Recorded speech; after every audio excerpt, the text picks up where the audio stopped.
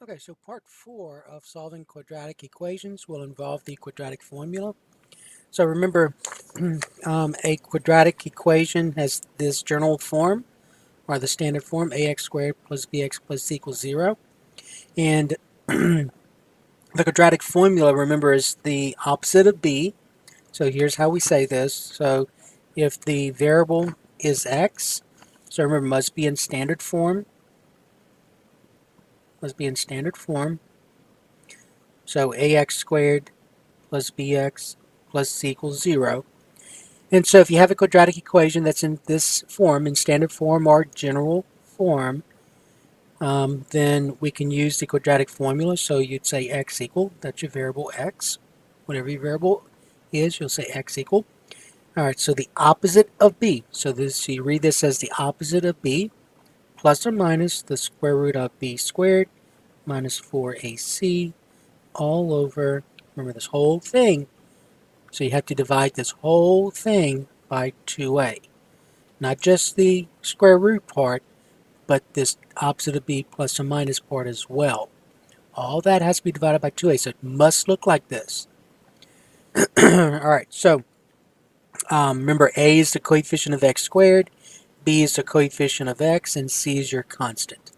And so whatever a is, b is, and c is, you substitute into the formula, you simplify, and then that would be your solutions to the quadratic equation. So remember, not all equations can be factored. So you either use completing the square or you use the quadratic formula. Alright, so let's look at this example. So we're going to solve these examples using the quadratic formula. Alright, suppose we had x squared plus 5x plus 3 equal 0. So notice this quadratic equation is in standard form. So the first thing you need to do is determine what a, b, and c are. So a is a coefficient of x squared, so there's no number there. Remember, that's understood to be a 1. B is a coefficient of x, so that's a positive 5. And c is your constant, so that's a positive 3. And so we're going to substitute all of these three numbers back into the formula. So we get x equal the opposite of b. So if b is 5, the opposite of 5 is a negative 5, plus or minus the square root of b, which is 5, squared, minus 4a, which is 1, times c, which is 3, all over 2 times a, so that's 2 times 1. Now remember, this b squared, whenever you square b, if b is positive or negative, when I square a positive or negative, that number should always be positive. This number should never be negative. So if this were negative 5, and negative 5 times itself is a positive 25. So remember, b squared must always be positive, unless b is 0. If b is 0, then that would be 0. But it is never negative. B squared will never be negative. Okay, so I get the opposite of b, so I get negative 5 plus or minus the square root of 25. 5 times itself is 25. A negative 4 times 1 times 3 is a negative 12 all over 2. So I get negative 5 plus or minus the square root of 25 minus 12 is 13 all over 2. And since 13 is not a perfect square, and I cannot simplify, and there's no perfect square other than one that goes into 13, so I cannot simplify the square root of 13. That's your answer. Now in my math lab, they'll probably ask you to write it as two separate solutions. So you'd say negative 5 plus the square root of 13 divided by 2, comma, negative 5 minus the square root of 13 divided by 2. All right, number 2, we have 3x squared minus 3x equal 4. So 3x squared minus 3x equal 4. Okay, first of all, you got to write this in standard form or general form. So this becomes 3x squared minus 3x minus 4 equals 0. All right, so remember, we got it before we use the quadratic formula. Before we use the quadratic formula, you have to determine a, b, and c. So a is a coefficient of x squared, so that's a positive 3. B is a coefficient of x, that's a negative 3, not 3, a negative 3. And c is your constants, that's a negative 4. So if any of these are incorrect, you're solving a different quadratic equation than what's here. So I get x equal the opposite, remember the quadratic formula, the opposite of b. So if b is negative 3, the opposite of negative 3 is a positive 3. Plus or minus the square root of. All right, now put b in parentheses, just like I did here. So notice I put a, b, and c, b, a, c, and a. I put all these right here in parentheses.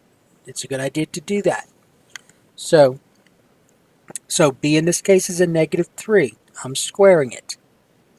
Minus 4 times a is 3, times c, which is a negative 4. Notice all that goes underneath the square root. B squared minus 4ac is under the square root. Now in the next lesson, that'll be called the discriminant, and so that does mean something. But for right now, make sure you do see that b squared minus 4ac goes under the square root. It is the radicand. Over 2 times a, and a is 3. All right, let's simplify the radicand. So I get 3 plus or minus the square root of a negative 3 times itself is 9. Remember, we said a while ago that b squared, if b is not 0, then b squared better be positive. So a negative 3 times a negative 3 is 9. A negative 4 times 3 is a negative 12.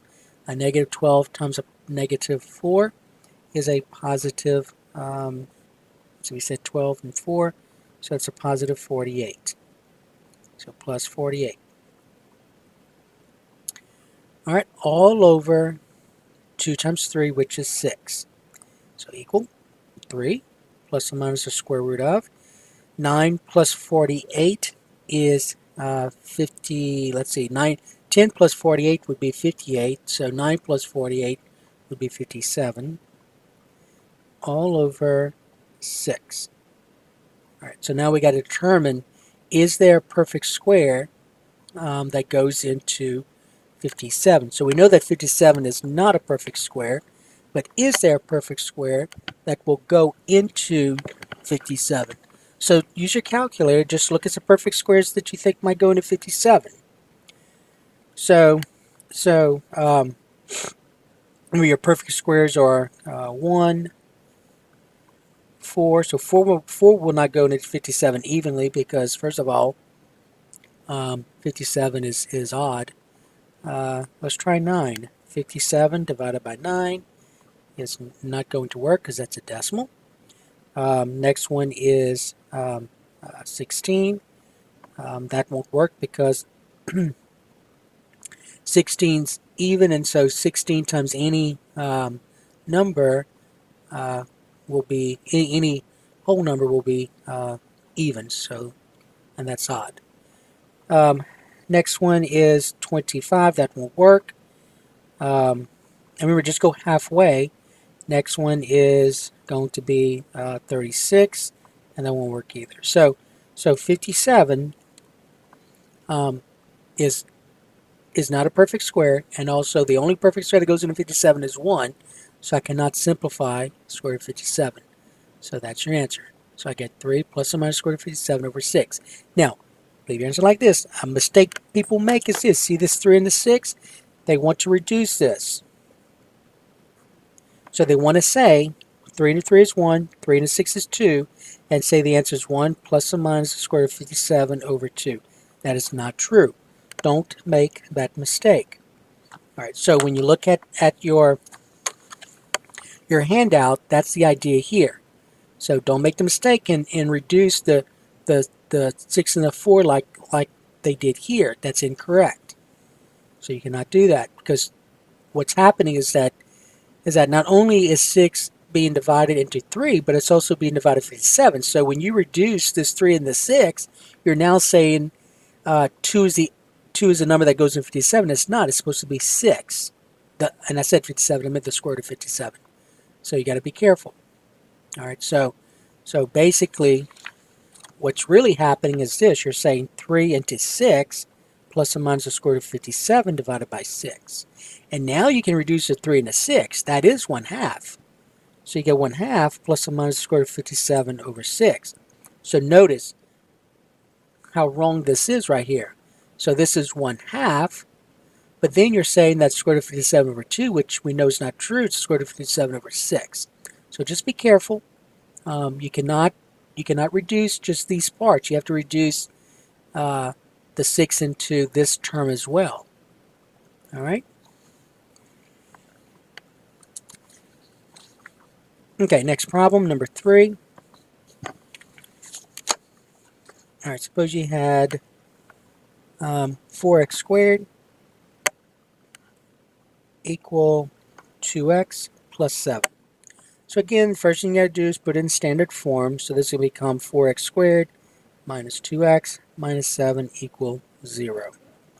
And so A is 4, B is negative 2. So remember, B is the coefficient of x, that's negative 2, and C is your constant, so that's a negative 7. And then you plug it back into your formula, so x equal the opposite of b. Remember the quadratic formula, so the opposite of b.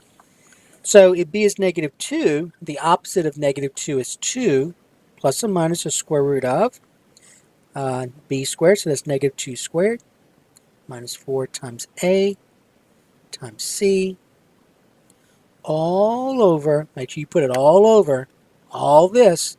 So that's your form. That's mathematically correct. So it's not just this, it's all of this. So you got to show it all over 2 times 4. So it becomes 2 plus or minus the square root of, now negative 2 squared means negative 2 times itself, so that's 4. A negative times a positive times a negative is a positive. 4 times 4 is 16. 16 times 7, use your calculator. 16 times 7 is 112. All over 8. 2 times 4 is 8. So we get 2 plus or minus the square root of 4 plus 112 is 116. All over 8. So that's where we're at. So let's okay. So let's determine if what perfect square goes into 116.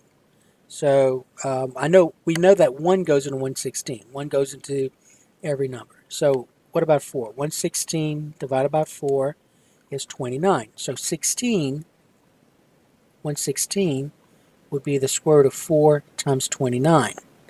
So remember how you simplified this last semester. So you looked at a perfect square that goes into 116, and you really want to try and get the largest perfect square that goes into this. And 4 happens to be the largest because 29 is prime.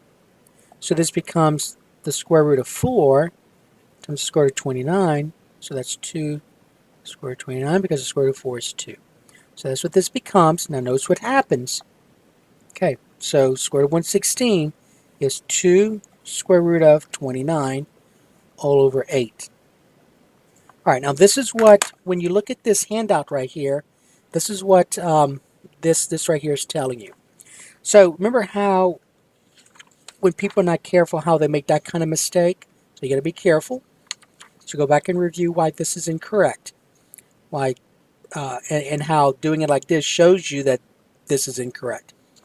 Okay, so what they're saying here is this. To be on the safe side, right here, so if you go over this, to be on the safe side, if you look at this term and this term, these two terms both have 2 in common. So I can factor out a 2, just like I did last semester, and so I get 2 times 1 plus or minus the square root of 29 all over 8. So remember, 2 times 1 is 2. 2 times square root of 29 is 2 square root of 29. So all I did was factor out a 2. And now reduce. Okay, now reduce. You can reduce these factors right here. 2 into 2 is 1. 2 into 8 is 4. So I get 1 plus or minus the square root of 29 over 4. All right, so that'll be your answer. All right, now, you didn't have to do it this way. You could have done this. You could have said, let me go ahead and rewrite this. So there are multiple ways of thinking about this. So if you look at 2, 2, and 8, they're all divisible by 2. So the greatest common factor of 2, 2, and 8 is 2.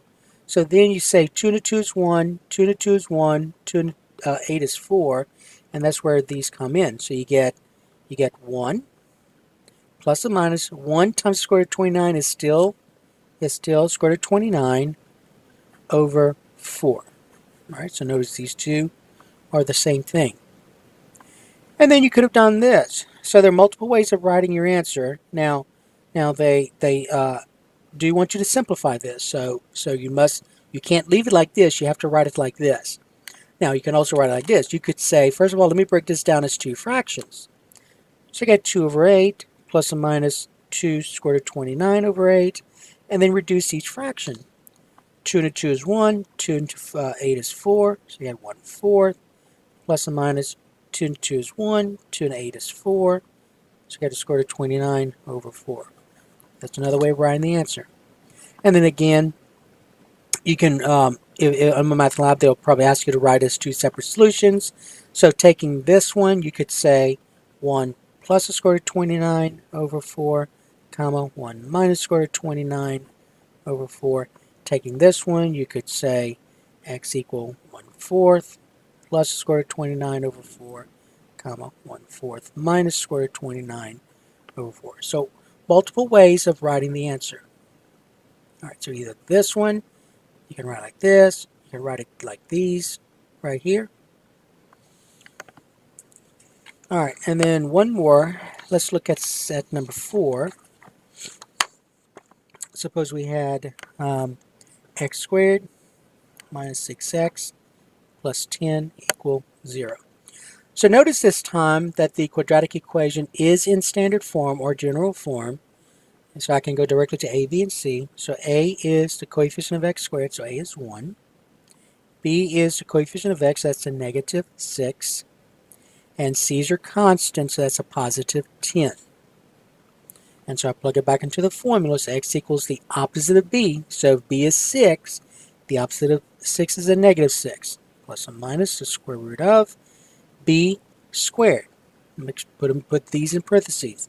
So b is 6, I get 6 squared, minus 4 times a is 1, times c, which is 10, all over, make sure you say all divided by 2 times a, and a is 1. Alright, simplifying the radicand, I get negative 6 plus or minus the square root of 6 squared means 6 times 6, so that's 36. Negative times a negative, a positive is a negative. 4 times 1 times 10 is 40, all over 2. So I get negative 6 plus or minus the square root of 36 minus 40 is a negative 4, all over 2. So I get 6 plus or minus, now remember the square root of a negative 4, square root of negative 4 is the square root of a negative 1 times the square root of 4. Remember the square root of negative 1 is I, the square root of 4 is 2, so this is just 2i. So I get 6 plus or minus 2i all over 2. Now just like we talked about here, like this, all of these numbers right here are all divisible by 2. So if I look at this right here, 6, 2, and 2, they're all divisible by 2. Now, what I can do in this case is since they're all divisible by 2 and 2 is my denominator, I can write this as 6 divided by 2 plus or minus 2i divided by 2, and then simplify that, so that's 3 plus or minus, and then 2 divided by 2 is 1, so that's just I. That's the answer. So x equals 3 plus or minus I. Don't leave it like this. They want you to simplify this. So you have to simplify. You have to simplify. All right, now in my math lab, you'd say 3 plus I, comma, 3 minus I. All right, so that takes care of the quadratic formula. If you need more practice of quadratic formula, look at the videos from last semester. So that takes care of part 4 with the quadratic formula.